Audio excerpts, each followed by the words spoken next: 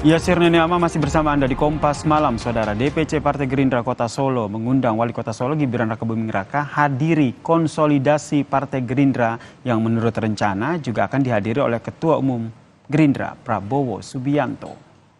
Undangan kepada Gibran disampaikan langsung oleh Ketua DPC Partai Gerindra Kota Solo, Ardianto Kuswinarno, langsung ke Balai Kota. Konsolidasi Partai Gerindra akan berlangsung pada hari Minggu mendatang.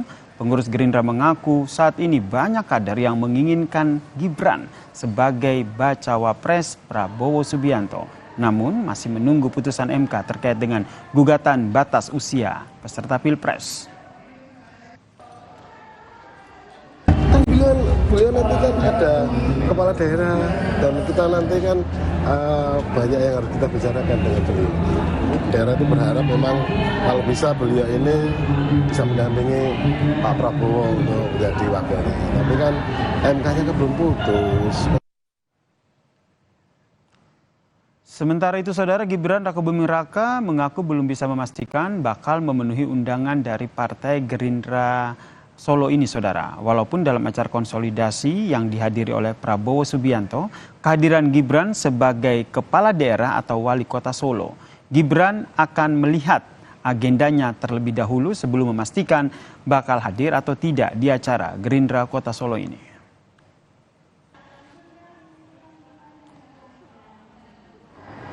Tapi kalau diundang nanti datang nggak Mas kalau yang acara Gerindra konsolidasi Gerindra? Saya kan bukan dari Gerindra. Katanya kalau diundang sebagai wali kota Solo. Ya nantilah ya. Rencananya Pak Menhan datang juga. Ya nanti lihat dulu. Ya. Saudara, manuver pengusung Capres Prabowo untuk terus mendorong Gibran Rakabuming Raka untuk menjadi Cawapres Prabowo Subianto pun terus berjalan. Nih, salah satu yang ditunggu adalah keputusan dari MK soal batas usia Capres Cawapres. Di sisi lain, Saudara, PDIP yakin bahwa Gibran Rakabuming Raka ini punya etika politik dan akan tetap di PDI Perjuangan. Kita perbincangkan dengan pengamat politik sekaligus Direktur Eksekutif dari Lingkar Madani yang telah bergabung bersama kami di Kompas Malam. Selamat malam, salam sehat, Bang Ray. Ya, malam. Apa kabar? Salam sehat. Ini kalau kita lihat nih sinyal dari Prabowo ini semakin kuat ini untuk mengajak Gibran Rakabuming Raka untuk menjadi cawapresnya. Anda melihatnya ini dari sisi Gibran dulu nih, apakah akan tetap atau sedikit tergoda? Kalau sinyal Pak Prabowo mau mengajak Gibran itu udah lama sebetulnya. Nah, sebetulnya yang menarik itu adalah karena makin kuat sinyal Gibran tertarik untuk jadi calon wakil presiden itu. Itu yang menarik sebetulnya gitu. Sebab kalau Pak Prabowo mau mengundang Gibran sebagai calon wakil presiden itu dari dulu, maka bahkan untuk itu beliau merelakan Caimin pergi darinya karena menunggu soal kepastian Gibran ini bisakah berpasangan dengan dirinya atau tidak gitu. Nah, berarti manuvernya ini semakin kencang, semakin dipepet begitu. Ini kalau dilihat dari Prabowo-nya, apakah Prabowo yakin nih bisa menggoda, bisa menarik Gibran? Ayo Gibran, jadi bacawa pres saya aja. Nah, itu yang saya sebut tadi. Sebetulnya perkembangannya sekarang ini adalah karena ada kesan yang makin menguatkan bahwa Gibran juga sepertinya bersedia dipinang oleh Pak Prabowo untuk jadi calon wakil presiden. Dan satu-satunya halangannya sekarang ini adalah soal undang-undang yang membatasi minimal usia calon presiden wakil presiden itu 40 tahun. Alias kalau misalnya per tanggal 16 ini Mahkamah Konstitusi mengumumkan mengabulkan permohonan JR para pemohon itu, ya saya kira udah di angka 90%. Sudah nggak ada halangan kayaknya itu Gibran akan jadi calon wakil presidennya Pak Prabowo gitu. Anda yakin Gibran akan terlepas dari hasil putusan MK nanti, apakah Anda yakin bahwa Gibran ini akan tergoda dan akhirnya bulat begitu untuk memilih menerima tawaran dari Prabowo? Itu yang menguat sekarang ini justru kan.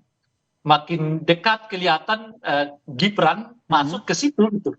Masuk ke Pak Prabowo gitu. Ini kan kalau dilihat sekarang ini kayaknya soal formalitasnya aja. Nah, formalitasnya itu kan tentu menunggu putusan Mahkamah Konstitusi nanti. Kalau ternyata Mahkamah Konstitusi kayaknya udah jadilah Dilihat dari banyak aspek, bahkan dari Pak Jokowi sendiri. Pak Jokowi sendiri kan berkali-kali mengatakan tunda dulu, tunda dulu, tunda dulu gitu ya. Untuk mengatakan dukungan kepada Pak Gibran, kepada Ganjar.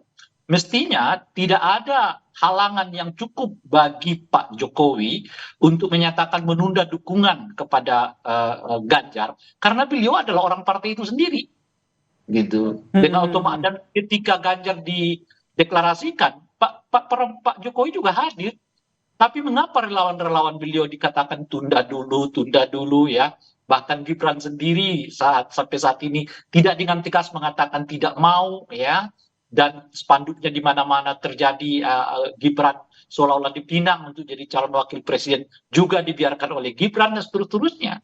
Meskipun Bang Ray, kalau kita lihat kan PDIP sendiri kan juga tetap yakin begitu bahwa Gibran itu paham etika politik, akan tetap di PDIP. Itu bukan keyakinan, itu harapan. Oh, harapan ya. Berarti Anda berpikir bahwa PDIP sendiri ini nih tidak yakin betul begitu bahwa Gibran akan tetap berada di PDIP? Itu harapan mereka. Kalau bacaan saya sih, karena itu bukan keyakinan, jadi turun jadi harapan. Itu jadi sekarang mereka tinggal berharap aja. Tidak lagi memiliki keyakinan bahwa Gibran ini akan tetap bertahan di PDI Perjuangan. Kalau sekiranya ya aturan membolehkan ya usia 35 tahun itu sebagai calon wakil presiden. Makanya yang tersisa bagi PDI itu sekarang adalah berharap Gibran menolak tawaran itu, kira-kira begitu. Tapi mereka sendiri saya kira tidak lagi dalam posisi yakin bahwa Gibran itu akan menolak gitu. Ada upaya tidak yang dilakukan oleh PDIP untuk meyakinkan bahwa Gibran, kamu kader PDIP ya udah di PDIP aja? Tentu ada, tetapi saya kira tawaran untuk jadi wakil presiden itu jauh lebih menarik mungkin bagi Gibran gitu. Sebab itu tadi menurut saya, kalau Gibran tidak mau sebetulnya dipinang jadi calon wakil presiden itu, sejak dari awal Gibran sudah bekerja untuk Ganjar kemana-mana. Dan dengan tegas mengatakan menolak. Sekarang apa keuntungan bagi Gibran untuk mengatakan tidak terhadap Pak Prabowo? Nggak ada. Itu artinya karena ya beliau juga mungkin masih berharap bisa ikut serta sebagai calon wakil presiden. Sebab kalau pilihan beliau sejak dari awal tidak mau dengan Pak Prabowo itu, kan nggak ada keuntungan elektoral yang mau diambil oleh Gibran dari sikap seperti sekarang, yang seperti mengambang gitu. Bahkan keuntungan elektoralnya itu kalau Gibran mengatakan dengan tegas beliau menolak, mungkin PDI Perjuangannya akan menomorsatukannya untuk calon gubernur mungkin di DKI maupun di Jawa Tengah nantinya gitu. Berarti pernyataan PDIP bahwa Gibran masih punya etika politik karena Joko Widodo ayahnya di PDIP, dia juga sekarang saat ini juga di PDIP, ini akan terbantahkan menurut Anda? Iya, itu yang saya sebut itu bukan lagi tarafnya keyakinan, itu lebih tarafnya pada harapan. Harapan bahwa Gibran maupun Pak Jokowi ya memiliki etik lah sebagai orang yang dibesarkan oleh PDI Perjuangan. Tapi itu bukan keyakinan. Saya kira PDI juga udah goyah keyakinan bahwa Gibran ini bisa bersama mereka kalau lagi-lagi ya putusan MK itu menyatakan usia 35 tahun itu diperkenankan gitu. Nah ini nih, lagi-lagi semuanya akan menunggu hasil putusan Mahkamah Konstitusi nih. Menurut Anda nih nanti hasilnya akan seperti apa? Objektifnya sih menurut saya ditolak. Itu objektifnya ya. Kenapa gitu? Karena sejak dari awal saya mengatakan bahwa ini bukan gugatan atas konstitusi. Gugatan satu aturan ya yang bertentangan dengan konstitusi. Yang diminta para pemohon itu adalah menurunkan batas usia dari 40 tahun, ada yang minta 35, ada yang minta 20, ada yang minta 25, macam-macam lah permintaannya. Tapi mereka sendiri tidak menyatakan bahwa pasal yang membuat aturan batas minimal itu bertentangan dengan konstitusi. Jadi sebetulnya saya dari awal, kalau saya ya mengatakan itu tinggal ditolak.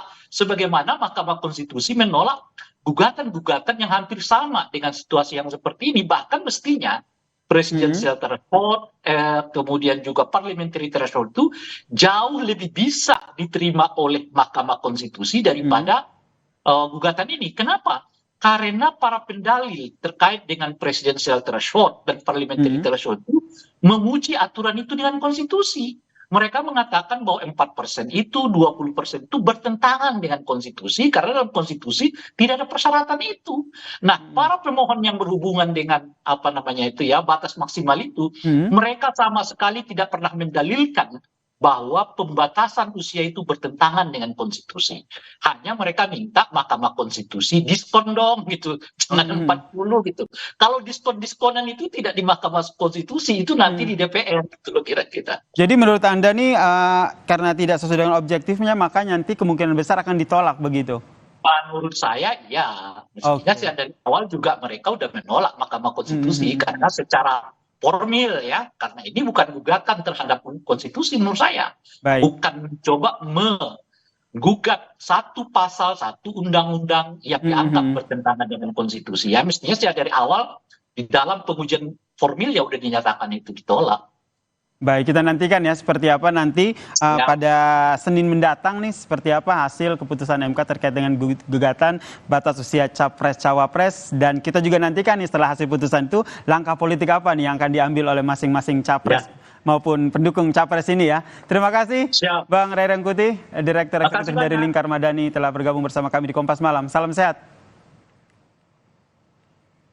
Dan saudara, usai jeda kami masih punya informasi lain yang kami hadirkan di Kompas Malam. Di antaranya konflik Hamas dengan Israel kian memanas. Pemerintah Indonesia mulai menyusun rencana mengevakuasi WNI di wilayah Palestina ke 3 KBRI terdekat dari lokasi konflik.